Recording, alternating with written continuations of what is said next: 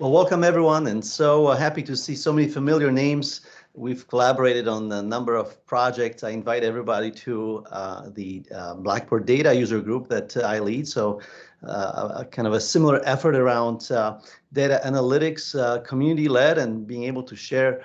It's a beautiful thing that Anthology continues to do. Now today, in terms of AI, I want to focus on the word complexity, and we're going to use it in a very specific technical way that is associated with prompt engineering, but also in this kind of a concept of really where we are today, and that is we're going from command line text-based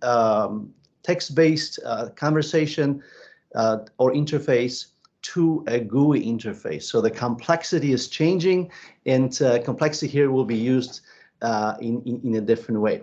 Let me go ahead and start with some slides because, of course, there's no presentation without slides.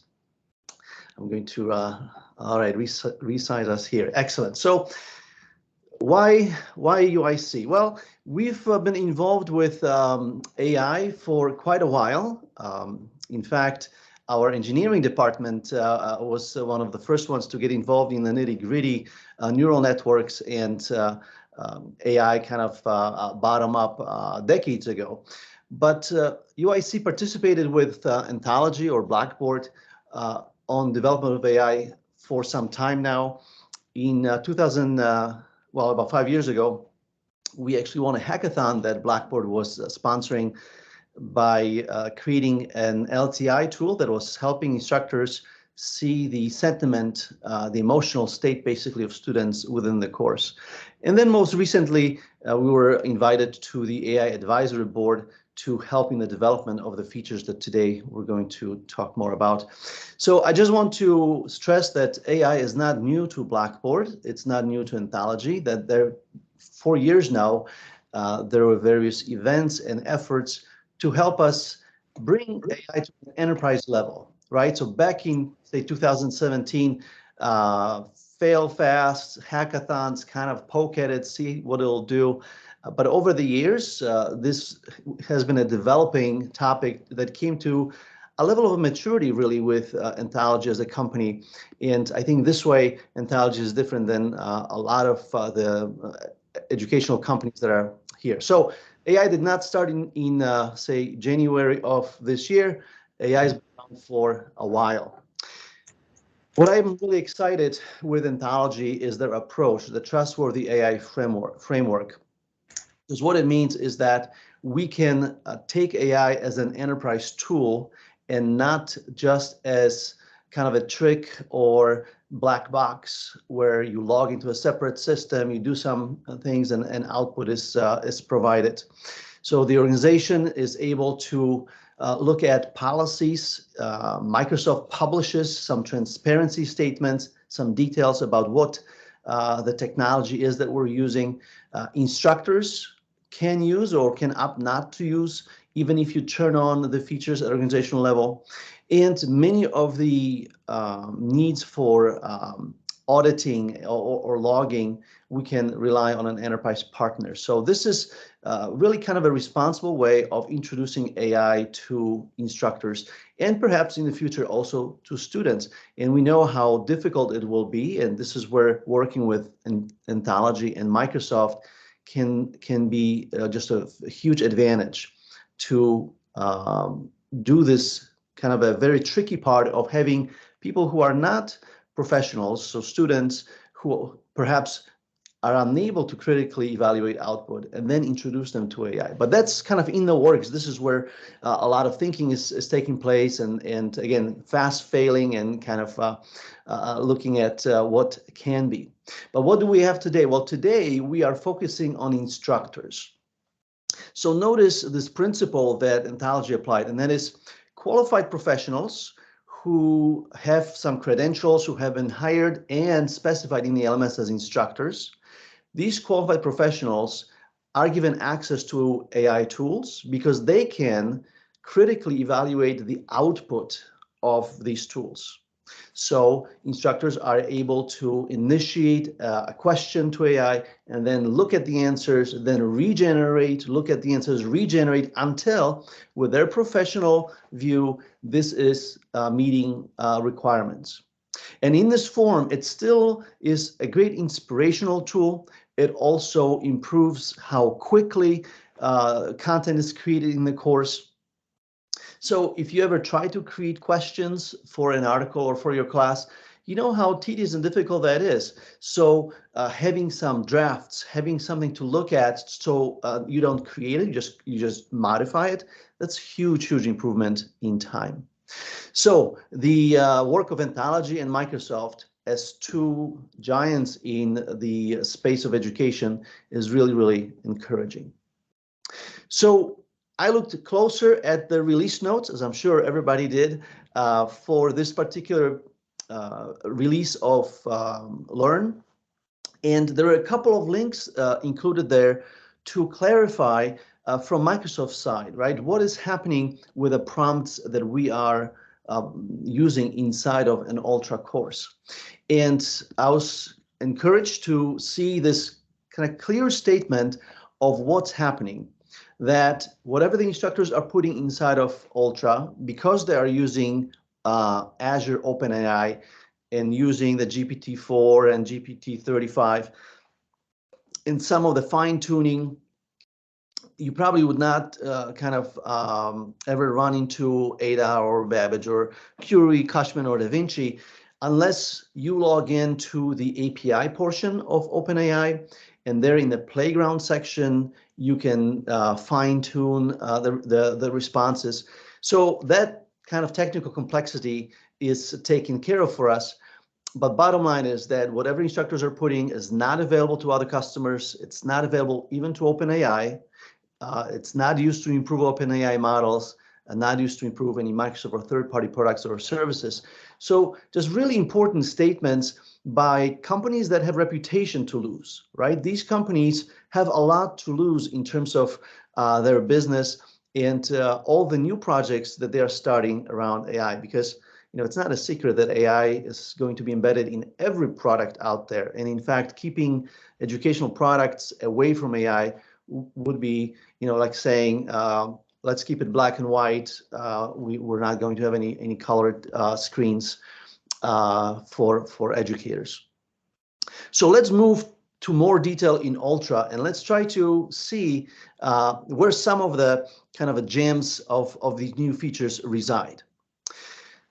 All right, what Anthology was able to do with this newest release of Ultra is to create an abstraction level of complex interaction with AI. If you ever try to use, say, ChatGPT, you know that you have to type things in, and you kind of have to be smart about how you create your prompt. There are various elements to the prompt, such as you have to define what it is you're trying to do. You have to set a context. A context might be specifying, hey, this is for an assignment. This is going to be at a freshman college level. So the prompts can be quite complex at the end of the day. In fact, early on in some webinars, we suggested that there should be a class for students, right, on prompt engineering, because this is the new writing. This is the new creative thinking. This is how you get the best results out of the keyboard that's in front of you. But the formatting, so how many of each element should there be? Also temperature. And by the way, in the kind of AI nuts and bolts, temperature is how creative AI is supposed to get. So if you set temperature too low, it's going to try to answer very based on facts. Whereas if you let it be quite creative, which is appropriate in many prompts, it's going to try to get in this kind of hallucination and creativity mode, which is great for some prompts. Also, prompts can include negative prompts, so do not include this. And so the beautiful thing about Anthology features with AI is that they've abstracted, they hid all these elements, and they provided us with sliders and buttons and easy things to use. So looking at this interface, the complexity from low to high is not actually temperature. Based on just trial and error, but also reading the release notes, as well as having conversations with folks on our Slack channels, the temperature is set constant for the features in Ultra. What is changing is just modifying of the prompt, such as the context. So if you look at the complexity dial, the complexity dial would be modifying the context. And I will show you an example of that in just a second. So the prompt is abstracted. We are going to use very simple to use interface, and we, behind the scenes, have the prompt engineered for us. So let's talk more about the complexity level, because here the complexity, again, in a very specific technical way, is part of the prompt design. And in the Ultra interface, it goes from low to high. There are 10 settings in between, so it goes from 1 to 10. Now, this complexity actually sets the context of the prompt that's sent based on the educational level of the students. So looking at low, it would be early elementary, high would be PhD level. I took the time to create a little kind of visualization around it. And if you follow the link, Maribeth, I'm not sure if you could paste the link there, but there is a PDF available, as well as a Canvas, or not Canvas, but Canva model of this, so you can change it and share with instructors. So again, going from 1 to 10, there are very specific levels of context being set. And if you like to tinker with things like I do, go ahead and try the different levels. You will see that let's say you're creating modules, you'll see that the language is adjusted, the ideas around each of the chapters that are being split for a topic are adjusted for that specific educational level. So again, what a beautiful thing to kind of hide the prompt design behind these sliders and GUI elements. I do want to mention really briefly that in the AI kind of science, there's a difference between prompt engineering and prompt design. What we are talking about here is really prompt design. So we are going to include within the prompt a number of elements, the formatting, the size. So for example, how many questions should there be, right? So that's included in the prompt. Create, say, 5 questions, and then we provide the rest. So prompt design is modifying the prompt for the best result, versus prompt engineering is really changing the tuning of it for the best performance. So again, whether using DaVinci or Ada or another way to tune, or temperature, the way you want to tune the output. So engineering is typically for the performance, whereas prompt design for kind of logical output. Of course, prompt engineering took off like fire in the eyes of kind of many practitioners. So we kind of use prompt engineering as a very simple way to express that. So we talked about context as being a main element. Then context has specificity as an element. And so specificity here is what we are using to describe an element that will adjust vocabulary and depth of explanation. Let me go ahead and show you an example of it. So I'm going to do a little zooming here so you can see it better. But on the left, I created a rubric with the free tool, ChatGPT, right? So we're kind of familiar with that tool. And on the right, I create a rubric with the graphical user interface that Anthology created. Let's see how this kind of goes together. So in the ChatGPT part, using command line, using text communication here, I'm saying, hey, create an assignment rubric at this specific level, use 3 columns, 5 rows, include in the rubric, and then I am kind of defining what the assignment objectives are about. And as a result, ChatGPT produces a rubric, and before the nice interfaces in Blackboard Learn, instructors were able to quickly come up with rubrics and then do a little copying, pasting, create, edit to get this put into the course. So this prompt, if moved into the Ultra interfaces, is really kind of optimized for global adoption, for instructors who do not want to deal with text, do not want to make mistakes while typing. So what we have here is, first of all, the complexity. So set to low, this would relate to our K2 elementary level. Then we have number of columns set, number of rows. Also, we've defined that in text to ChatGPT. But the beauty of it is that when we put the rest of the prompt in the description, we ended up with a rubric that's ready for adoption with one click. So there was no need to copy and paste and to modify it. And what's nice about this is that the generate button is available for you to regenerate and try something different.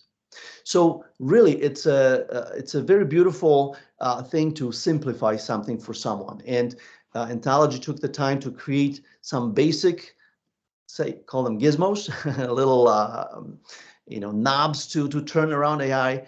And perhaps in the future, understanding the UX design, there may be more added, or maybe there'll be fewer added. Maybe we set complexity and some of those things at the course level so that all the different AI elements borrow from it. But kind of an important element is that the description is a key field that helps us to contribute to the prompt that's being sent to Azure, to Microsoft for generation.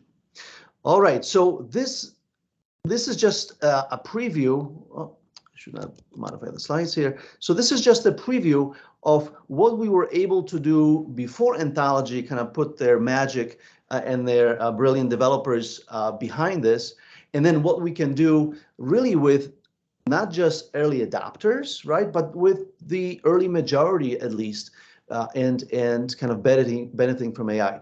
Bottom line is that instructors preview this, they critically review it, and then they say, yes, this is acceptable. That's a huge element that would play a role even in creating policies and kind of explaining why this adoption of AI is acceptable. Let's dig a little deeper. So now we're going to look at a comparison and what elements in the course kind of play a role when we hit the generate button. So on the left here, we have a course that's empty. The name of the course is Square, right? So kind of in the tinkering world, it's very important to understand the result and the prompt and the result. So you want to be able to control the experiment. So the name of the course is Square. We provided no description, and we provided low complexity. As a result, the explanations here, I'm going to zoom in just slightly. The explanations are quite basics. Learn about different shapes and their properties. Practice identifying squares, right? Excellent. So this makes sense for early elementary course design. Now we're going to switch and we set complexity to high. So high complexity, advanced PhD level. Well, let's see what we can do with a square at PhD level. So again, no description provided. Introduction to squares, understanding the concept of squares, their properties, significance in mathematics, right? Exploring the unique properties of square numbers, examining how squares are used in various geometric constructions, and say delving into advanced topics related to squares. I mean, that took a little bit kind of head scratching, right? How to, out of a square, make a PhD level course. But AI is up for the task. You know, it'll do things that TAs would kind of look at us and say, you know, what else? What other jobs available there?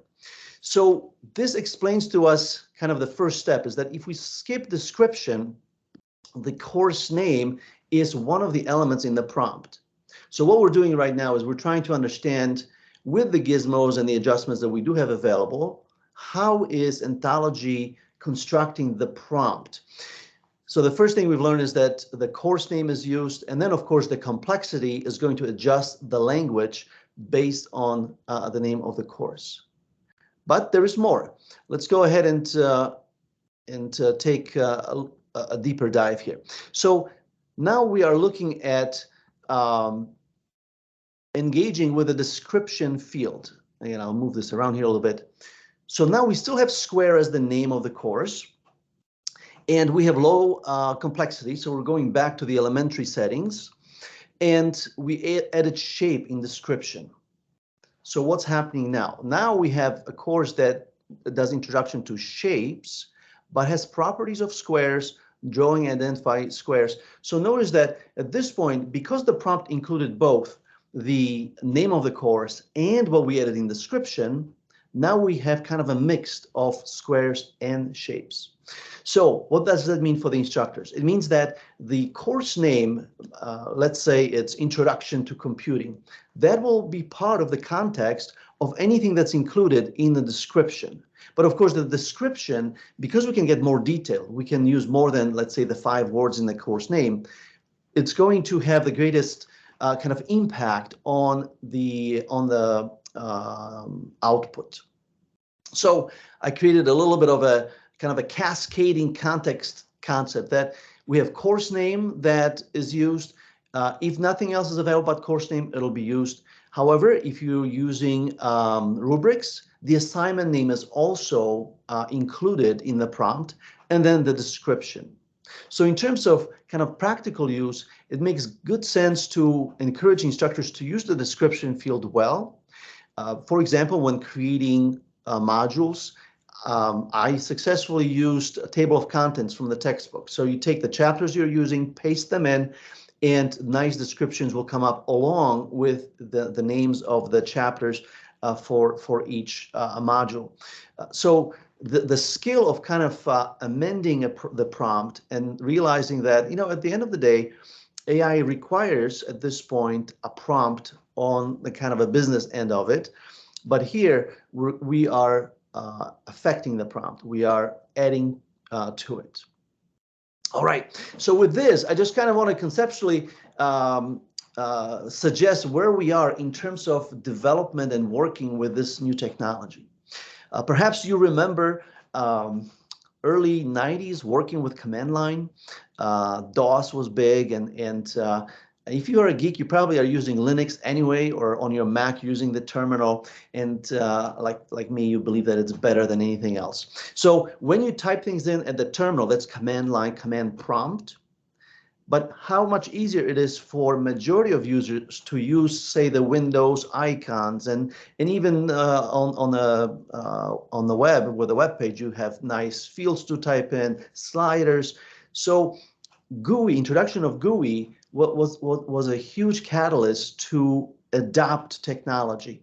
And so here what we see Anthology do is they are really introducing GUI into adoption of AI. And for that reason, I believe that we are on this kind of precipice to greater adoption and becoming familiar with AI, and especially for instructors who really got kind of hit with this idea of AI and fear for their jobs, which, by the way, any technology that we've had so far has this effect on instructors. Laser discs, calculators, even online learning itself, right, has always kind of created hype and fear. But introducing these graphical user interfaces to create prompts to then help instructors benefit from AI, that's just a huge open thinking from Anthology and beautiful delivery on the promises and kind of the conference sessions where they were talking about it. Well, this brings me to my last slide, where I want to thank you for your attention. And if there are any questions, we'll be happy to take them. Mary Beth, were there any questions in the chat that maybe you took a note of? We do have some questions. We've also got Nico, thank you very much, who's been responding to some of the questions as we go. But I'm going to scroll back here. And if anybody wants to jump on, like Stephanie, I know you've got a question in here. If you want to jump on and you're comfortable that way, feel free to jump on the mic and ask your questions. Otherwise, I'll read them out of the chat. So to get us started, one of the questions is, have the complexity levels been turned on or defined within the design assistant, or are those just approximate guidelines? Well, that's a good question. So anything in AI is approximate, right? So we can see the difference between one and the other, and we can kind of estimate. But if we specifically say to AI, this is grades K2 elementary level, even AI is going to kind of approximate it. But again, the actual levels, the 10 levels, it was a result of us tinkering with the system, but also checking with some internal conversation. So this might show up in the future in some documentation, but for the moment, it's kind of a result of just practitioners' research. Okay, thank you for that one. There's another one here about how would you know which value has been selected, and it's really about the slider and being able to, accurately gauge on that slider which areas it is. So is that just exploring, going back and forth right now? Yeah. So again, the instructors would critically kind of evaluate the output. So I think the idea is here to not rely too heavily on say words or even numbers.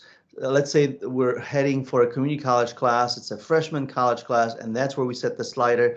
But if it doesn't fit the course, then putting the slider lower or higher makes sense. So at this point in the GUI, at this point in the GUI, there are no numbers or even names, selected. But I think just the knowledge that the complexity does relate to the depth of language, and especially, well, in community college, readability, right, is important in courses, in textbooks. But in the future, we might, with a feedback from users that, hey, we would like to see actual numbers, just like in the number of questions. There's indicator as you move the slider, that perhaps there's a need to indicate numbers. This would be kind of a usability element. For now, I would say that this is an approximation. The setting is set at kind of middle of the road, and so just knowing that increasing or decreasing will change the depth of vocabulary, that would be a good hint for instructors. Okay, then we had one of when you were talking about the description box. So the question is, so is everything has to go in the description box? Is it able to pull info from the course title or any other content already in the course, such as a syllabus? All right, very good question. So the current research, and by research I mean my tinkering, indicates that primarily the course name as the assignment name and then the description are used. When we look at generating questions, of course, the content from the document is used. So there's not at the moment kind of pre-scanning of the entire course for content. And it kind of makes sense because if we're going to focus on creating questions, these have to be scoped to a specific area of the course. So the course name sets context. For rubrics will be the assignment name as well. But then the description, this is where kind of the key area of us adding to the prompt is available. So I would say the description should be definitely leveraged. If you're keeping the description empty, there should be a really good reason, because you will get a very generic kind of context for your output. All right, thank you for that. Nico, I don't know if I can put you on the spot, but since you're in the house, I know some of those were the tinkering answers from Simon's experience versus some from your experience. Is there anything you want to add in or summarize while we've got you? So in terms of kind of the context that it uses to make some of its suggestions, Simon's definitely right that kind of things like descriptions, kind of the course context, definitely currently carry the largest weight, I guess. One of the capabilities that is in the initial release is the ability from within an Ultra document to generate questions based on the Ultra document that you can then put into a question bank. So that's kind of a next step towards kind of creating as close of an alignment between what's already in the course and what's being suggested as possible. And there is more future work that we are, already working on, and that we're already planned to continue to kind of refine the context and the amount of context and content that's kind of fed into the suggestions, because we ultimately see the AI design assistant as something where there is a large language model that's kind of at the foundation of it, that kind of underlies all of it, but that the actual suggestion should be as much as possible grounded in the content and the context of the course, because ultimately the instructor is the owner of the content and the subject matter expert. So there's definitely more work, and that's going to evolve as we go forward, but it should be incorporating quite a bit already. Fantastic, thank you. And Chris just put in, if you enter some new text into the description box as shown on the screen, does, I'm sorry, we just jumped here. The boxes show on the screen here, does it then persist at the course description, as the course description, I'm sorry. So that's a very good question. The word description here is really description for the current generation. It's not the course description as in course name, course description. You will see the description field used also with creating rubrics. So it's more of a more specificity for the prompt that's going to be sent to Azure. Okay, I thank you for that. I think I have covered all of the questions that were in there. Does anyone else have anything to ask at this point? So I know Simon's going to try and do a little demo for us, live demo for us, which will be exciting as well. We have one new message that just came in. You're getting lots of kudos in here, Simon. Everybody's enjoying this presentation. Okay, I think we've got the questions covered to this point. So if you want to start with the demo, that would be fantastic. Yes, so in the demo, I want to kind of branch out to the element that Nico mentioned, and that is Blackboard Learn Ultra is able to generate questions based on a document. So I have a document here, and I can go ahead and generate questions based on this document. And as I do that, notice that with the document present, the description box is no longer visible. Now the description comes back if we navigate to test banks, and then we generate questions from there.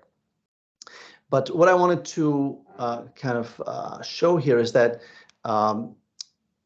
this document, of course, gives some nice context for the course.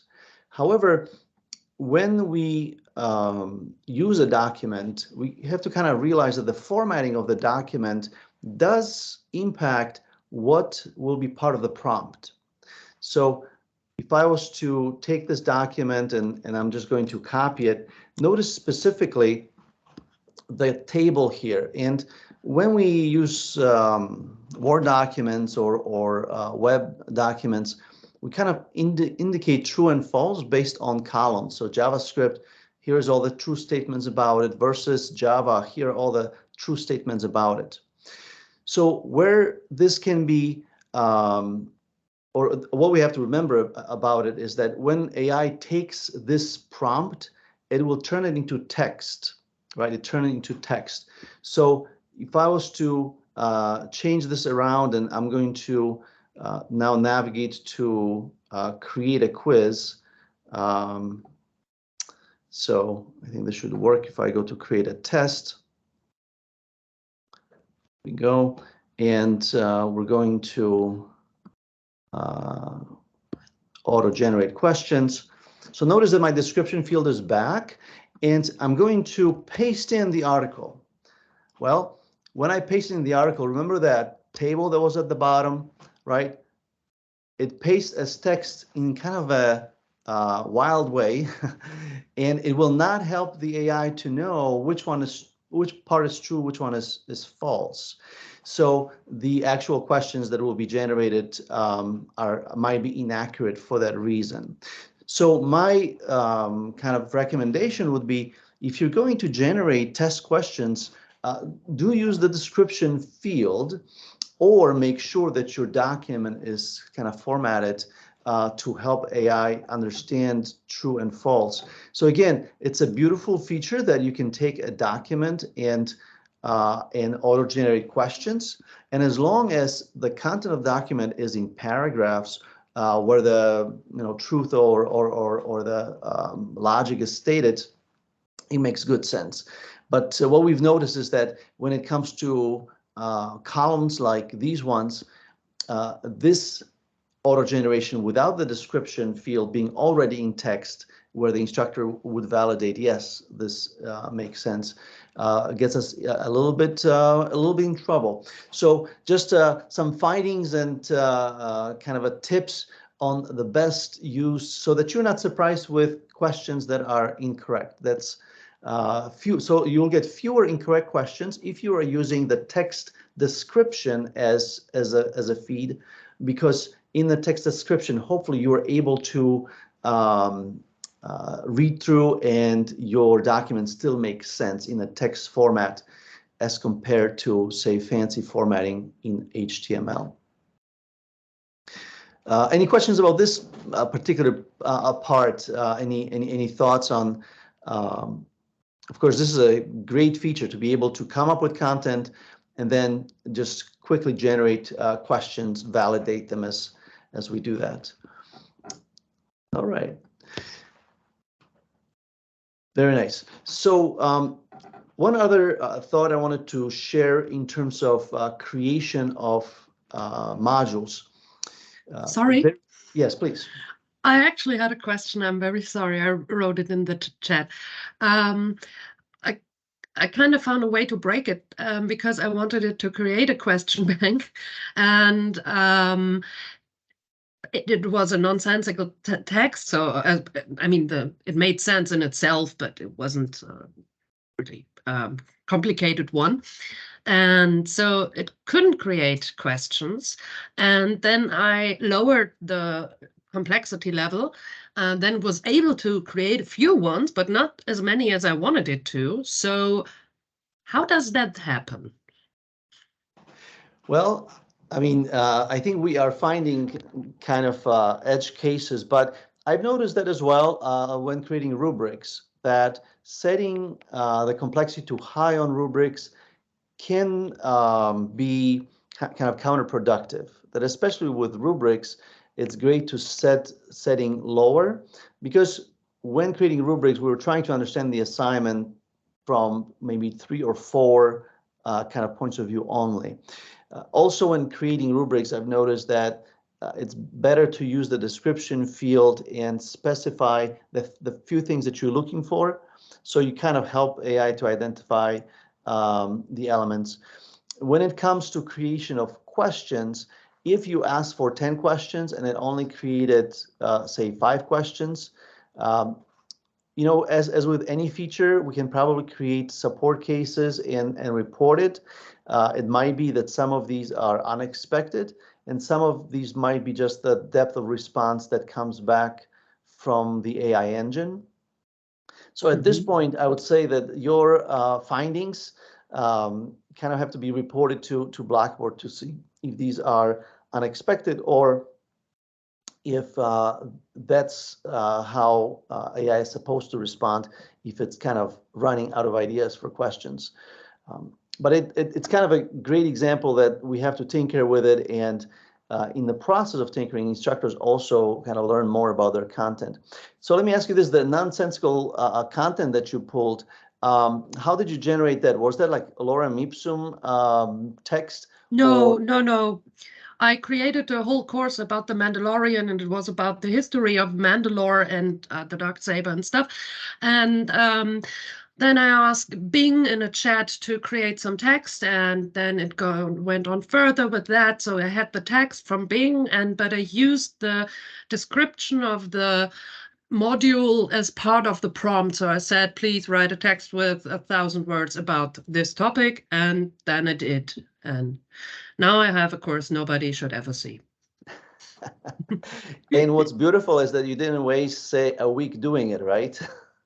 I did it in actually in 2 hours, and it's done now, including question banks and everything. So yeah, it was amazing how fast you can come up with that. I mean, of course, it's not about rocket science or something, but if you have the context, and I think the next thing really is to convert all those PDFs and PowerPoints into Ultra documents.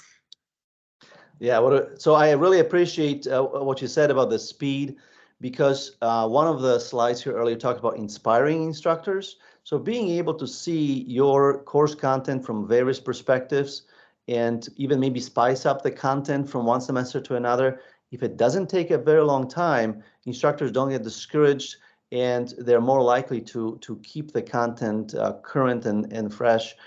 So saving time in the instructional design has kind of two basic benefits. One, it just gives instructors more time to focus on students, but two, it helps instructors to adopt more tools, to feel more confident, and to, at the end, support students better because they're more familiar with their own course. If you're like me, if you created a course some time ago, you kind of forget about some parts of it, and it takes a lot longer to remember. So if you refresh the course that semester, you're kind of on top of it and can support students better. I wanted to share one more trick, and Meredith, please stop me if I'm taking too much time, but I wanted to share a trick where we're going to go to generate questions, and we're going to, so let's go ahead and use multiple choice questions. And when we generate questions are really, really a tricky business. You want to have questions that you can defend the correct answer for, right? So it's not just that the correct answer is marked, but you want to have questions that are hitting the highlights of the course and that can be defended. So one thing that you can do is you can take a question set like this, you can copy it, and then you can paste it into another AI tool that you have access to. And when you do that, because the answers are marked, oh, and it told me all the correct questions. All right, so that's nice. So they kind of validated, but oftentimes it'll relist the questions and tell you which questions it has concerns about, right? So you can use AI as a kind of assistant to have a second opinion, even on your specialist, kind of professional, critical view of the output. So true and false questions can be pasted in, and you kind of get a second opinion about if these questions work. I know of instructors who use AI to simulate student questions. So I have a lecture about this. As a student in this course, what questions would you have for me? And so it's a nice way to really help instructors be more confident in the class and be prepared. Well, that kind of marks the end of my presentation. If there are any questions, please feel free to reach out on LinkedIn. We have some great conversations there. And Nico, thank you for a beautiful job with leading this product and for your support as well. Simon, your presentation was amazing. I could listen to you talk about this all day long. So I'm really grateful for all of the things that you have talked about, have tinkered with, for those of us who haven't had a chance to tinker into the level that you have yet, and to be able to provide us with some of that feedback. Stephanie does have, I don't know if you've had this experience, she had posted that she can get the test question generator to work. She can't get the test generator to work at all, that it keeps getting an oops, something is broke message. I think that it might be a technical difficulty that just needs to be reported to Blackboard support. As with any new feature, there have been it's been available since last week. So over the weekend, there were some schools that needed extra attention. So just please work with the support folks to report the error messages, and they'll make it work for you. Okay, and we have a comment in here about the person's thoughts, saying that they're awesome tools, but they find it scary to that if people will take these tools and stop doing work that great faculty can do better than AI in many cases. So thoughts about that and debates in the process, and that's some of the great things that we're hoping, to get discussions going about, is how do we use this? And I'm sure it's a hot topic across the globe with everybody getting back together again to start up their semesters. Yeah, I'm not sure if you meant for me to kind of comment on that, but certainly those are good questions. If we make it so easy, will faculty stop thinking, or the high quality work by faculty, will that stop? And I would say that my view based on previous inventions and previous technologies is that it will only encourage faculty to think deeper and to be more productive. Because going from command line interfaces to double click on icons did not make us think slower. It's just we are now able to think about the document, the content we're writing, instead of the nitty-gritty command line options to create the document, or to, if you remember VI as an editor, there's a bunch of things you have to remember in order to type anything. So I think that it will depend on the person. If a person is looking for tools that make their instructional efforts quicker, and they would like to do more fishing, certainly those folks will find that as an option. But I think that a lot of people that are instructors who want to help students, their mission is in really helping students progress. So think about all the opportunities we have with supporting students' mental health, with supporting the startup of their careers, or with finding that spark in a course, right? Not just the knowledge, the content, but the spark in the course that moves students forward to kind of enjoy the content. We often talk about finding joy in computing. So these are elements that I think many instructors are going to turn towards with the time they're saving, and with that, it's worth it. I think that just a few instructors making the right choice with the time that they are saving, and maybe even improving their content, that is worth it. Yeah, I agree. And I think you hit a really good point that, just because we have the AI doesn't mean that instructors don't need to know their content and be the masters and the experts of the content. Just like we don't want our students copying and pasting to do their work, we need to be sure that we're still the masters, that we're still citing things properly, that we're not just copying and pasting other people's work as our own work. So, I think that was really a great point. And of course, we're getting a lot of chatter at how quickly that the courses can be made, right? That, as you said, is a great time saver, and it provides that opportunity to spend more quality time with our students versus researching and investigating and creating and designing, as well as the ability to go further because we can access that information a bit faster. We do have another question here, and I don't know that you would have the answer to this. It might be more of an administrative question, so maybe somebody else on the line can have, address this one. But the question is, can you leave this tool available only to system admins?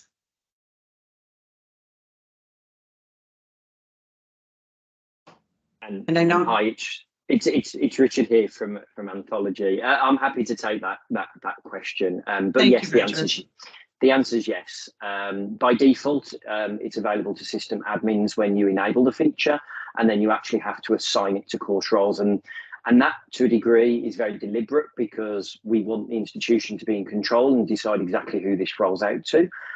We didn't want to make those decisions. We're trying to do this in a really, what we feel is a gradual and responsible and ethical way. And we think that deliberate action of assigning it to a course role will really help the institution make those important decisions about how this is rolled out internally. So we hope that's the right approach, and we'd love to hear feedback from the community on that. But that is our approach at this moment. Excellent. Thank you, Richard, for helping us out with that one. I think, Simon, for me, another one that I loved is that you said, somebody was using it to get in the minds of the students. So here's the topic. What questions might the students ask? So we can be better prepared about where they may be coming from, if I understood you correctly on that example. But this has been fabulous. The chat's been going crazy. Everybody's applauding, lots of hearts and lots of thumbs up and smileys and all the rest. So thank you very much for that. Well, we have Simon still here with us. Does anybody have any last questions? If you want to come on the mic to ask something at this point. I apologize if I missed anything trying to read through with the questions. But if I did, please definitely jump on the mic.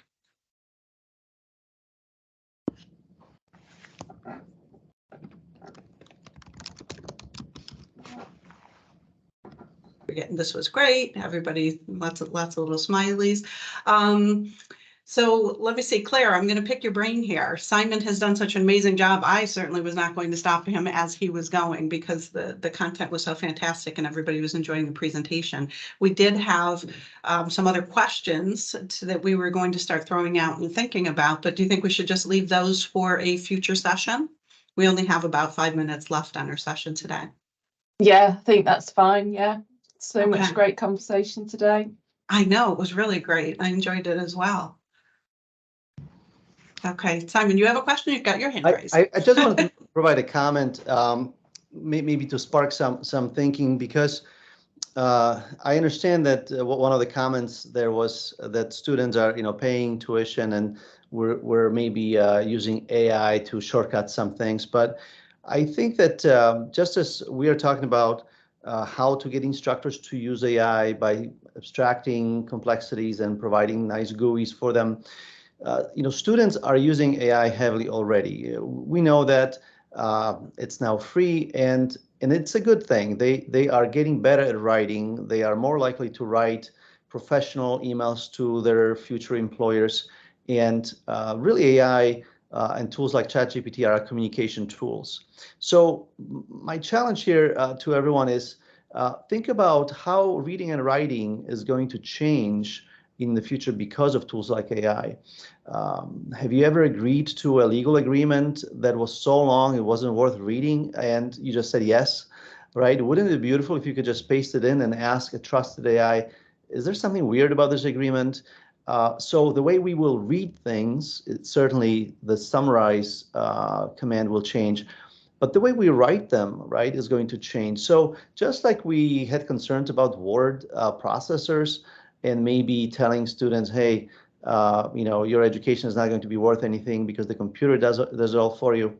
I think we have to open ourselves up to really thinking about reading and writing as being an artificial skill, something we invented, not something that people naturally are doing, and skill that separated successful people from people who have struggled.